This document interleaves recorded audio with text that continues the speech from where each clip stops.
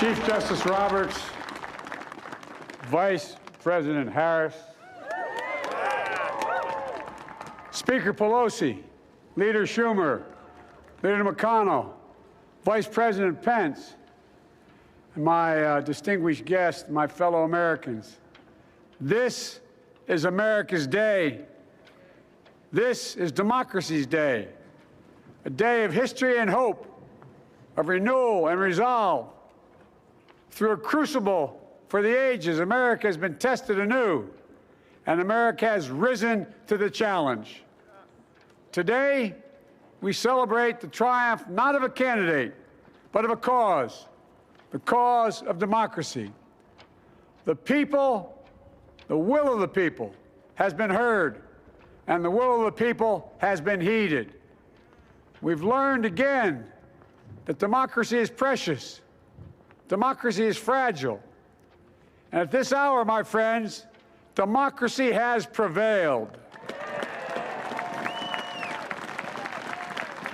So now, on this hallowed ground where just a few days ago, violence sought to shake the Capitol's very foundation, we come together as one nation, under God, indivisible, to carry out the peaceful transfer of power as we have for more than 2 centuries.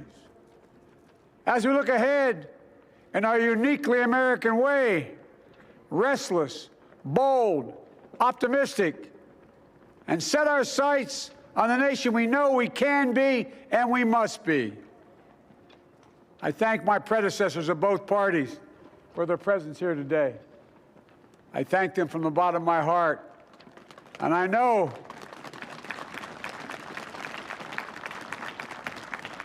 I know the resilience of our Constitution and the strength of our nation, as does President Carter, who I spoke. I've just taken the sacred oath each of those patriots have taken, the oath first sworn by George Washington. But the American story depends not on any one of us, not on some of us, but on all of us, on we, the people, who seek a more perfect union. This is a great nation. We are good people. And over the centuries, through storm and strife, in peace and in war, we've come so far, but we still have far to go. We'll press forward with speed and urgency, for we have much to do in this winter of peril and significant possibilities. Much to repair, much to restore, much to heal, much to build, and much to gain. Few people in our nation's history have been more challenged or found a time more challenging or difficult than the time we're in now. Once-in-a-century virus that silently stalks the country.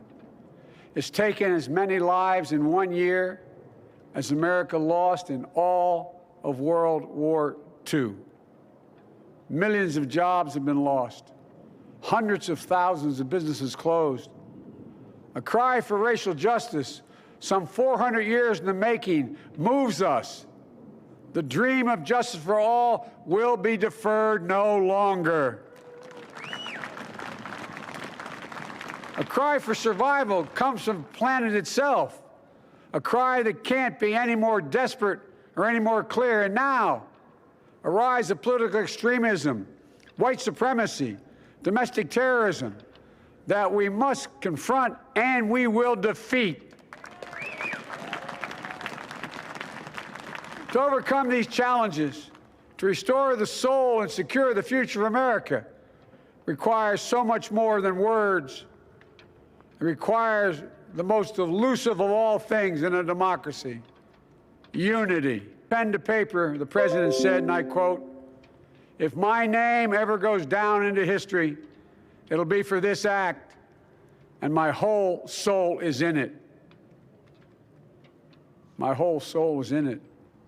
Today, on this January day, my whole soul is in this, bringing America together, uniting our people, uniting our nation, And I ask every American to join me in this cause.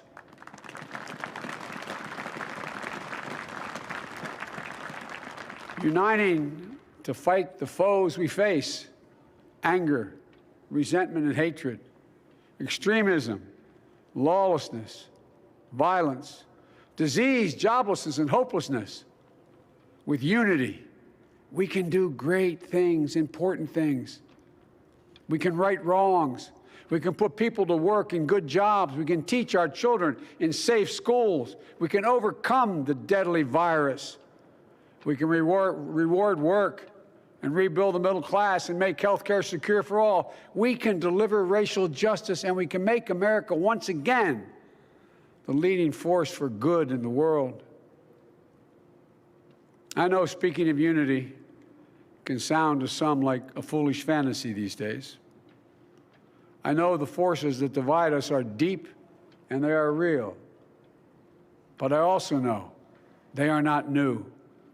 Our history has been a constant struggle between the American ideal that we're all are created equal and the harsh, ugly reality that racism, nativism, fear, demonization have long torn us apart. The battle is perennial, and victory is never assured. Through Civil War, the Great Depression, World War, 9/11, through struggle, sacrifice, and setbacks, our better angels have always prevailed. In each of these moments, enough of us have come together to carry all of us forward. And we can do that now. History, faith, and reason show the way of unity. We can see each other not as adversaries, but as neighbors. We can treat each other with dignity and respect. We can join forces, stop the shouting, and lower the temperature. For without unity, there is no peace, only bitterness and fury. No progress, only exhausting outrage. No nation, only a state of chaos. This is our historic moment of crisis and challenge, and unity is the path forward. And we must meet this moment as the United States of America. If we do that, I guarantee you we will not fail. We have never, ever, ever, ever failed in America when we've acted together. And so today, at this time, in this place, let's start afresh, all of us. Let's begin to listen to one another again, hear one another, see one another, show respect to one another. Politics doesn't have to be a raging fire, destroying everything in its path. Every disagreement doesn't have to be a cause for total war. And we must reject the culture in which facts themselves are manipulated and even manufactured.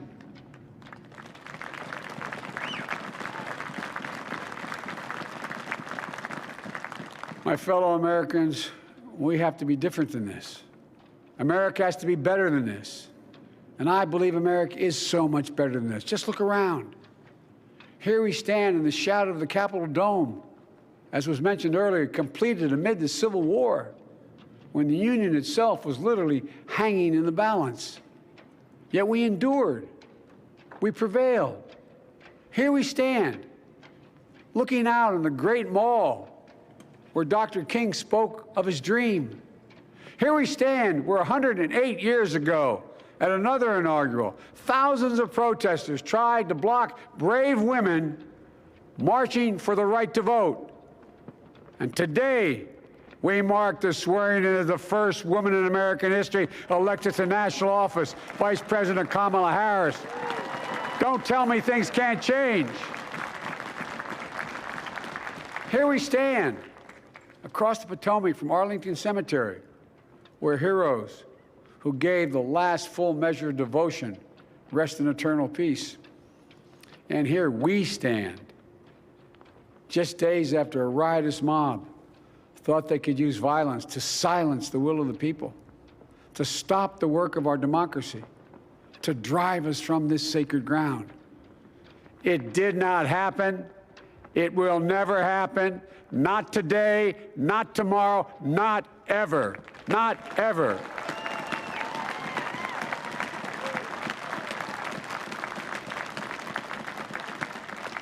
To all those who supported our campaign, I'm humbled by the faith you've placed in us. To all those who did not support us, let me say this. Hear me out as we move forward. Take a measure of me and my heart. And if you still disagree, so be it. That's democracy. That's America. The right to dissent peaceably within the guardrails of our republic is perhaps this nation's greatest strength. Yet hear me clearly. Disagreement must not lead to disunion. And I pledge this to you. I will be a president for all Americans. All Americans.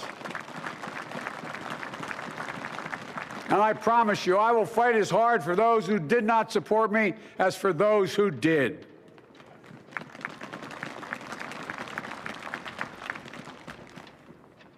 Many centuries ago, St. Augustine, a saint of my church, wrote that a people was a multitude defined by the common objects of their love. Defined by the common objects of their love. What are the common objects we as Americans love that define us as Americans? I think we know.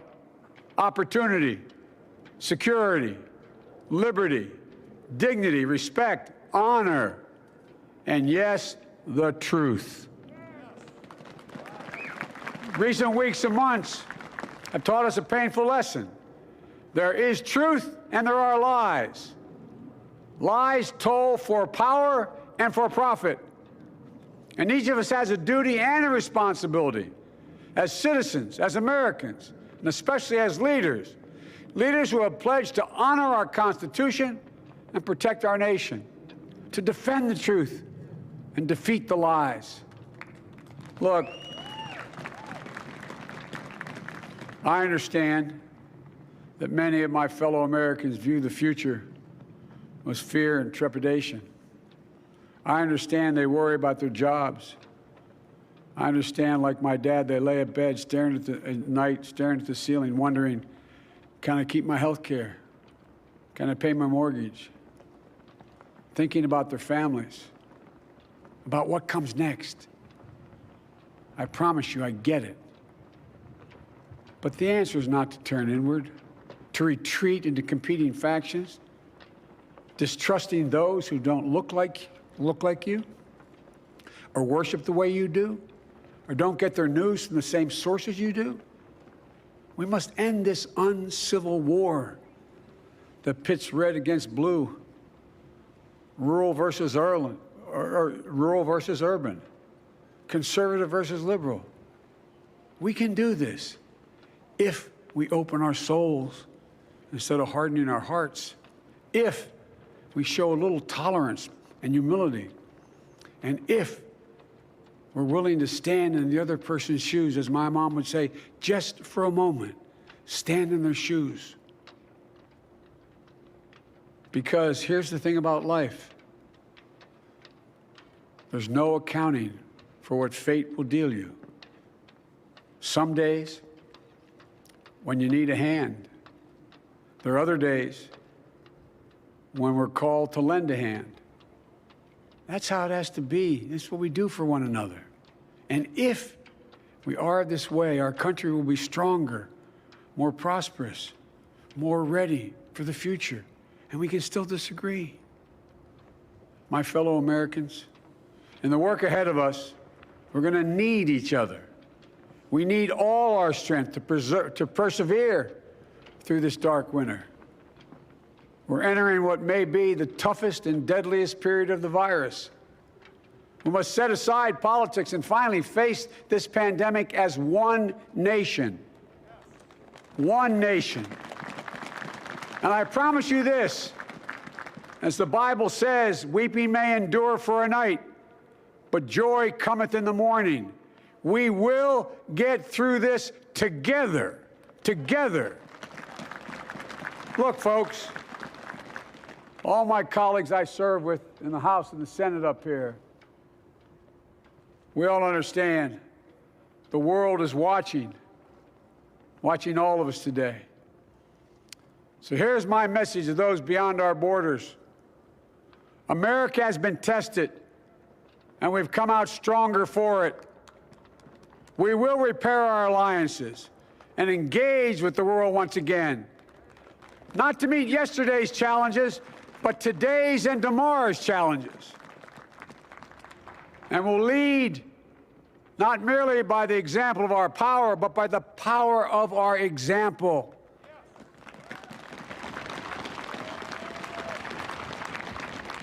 We'll be a strong and trusted partner for peace, progress, and security. Look, you all know we've been through so much in this nation. And my first act as president, I'd like to ask you to join me in a moment of silent prayer. Remember all those who we lost in this past year to the pandemic, those 400,000 fellow Americans, moms, dads, husbands, wives, sons, daughters, friends, neighbors, and coworkers. We'll honor them by becoming the people and the nation we know we can and should be. So I ask you, let's say a silent prayer for those who've lost their lives and those left behind, and for our country.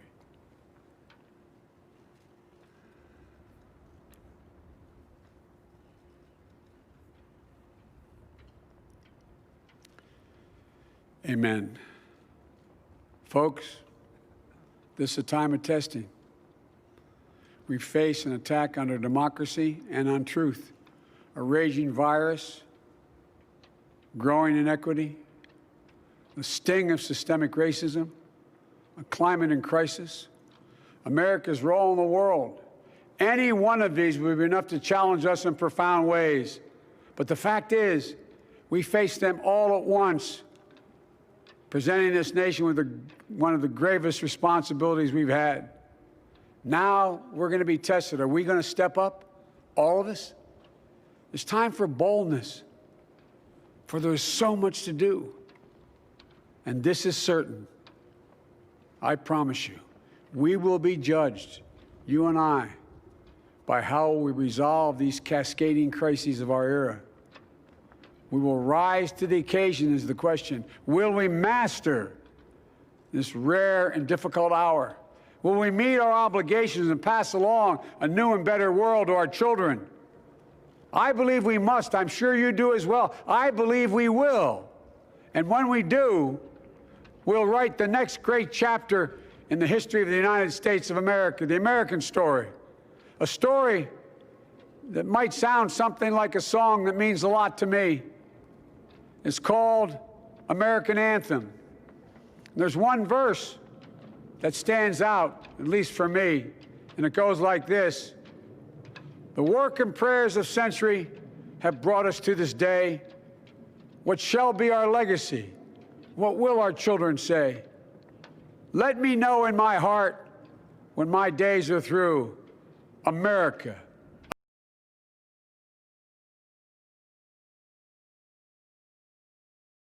America, I gave my best to you. Let's us add our own work and prayers to the unfolding story of our great nation. If we do this, then when our days are through, our children and our children's children will say of us, they gave their best, they did their duty, they healed a broken land. My fellow Americans, I close the day where I began, with the sacred oath. Before God and all of you, I give you my word. I will always level with you. I will defend the Constitution. I'll defend our democracy. I'll defend America. And I'll give all of you, keep everything I do in your service, thinking not of power, but of possibilities, not of personal interest, but the public good. And together, we shall write an American story of hope, not fear, of unity, not division, of light, not darkness, a story of decency and dignity, love and healing, greatness and goodness.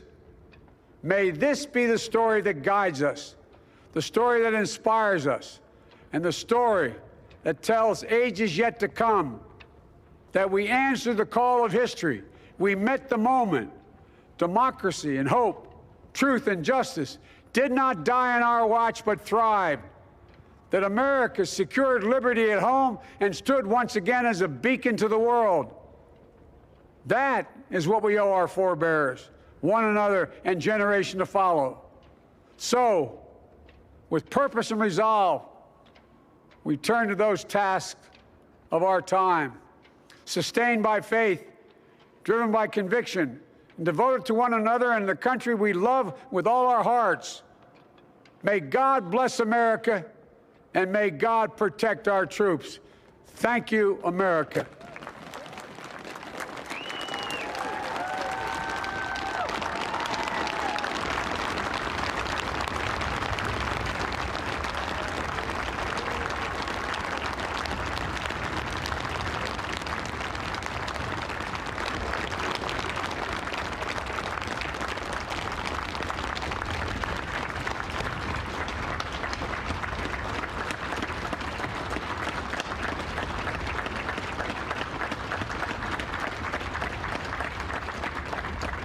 Ladies and gentlemen, please be seated.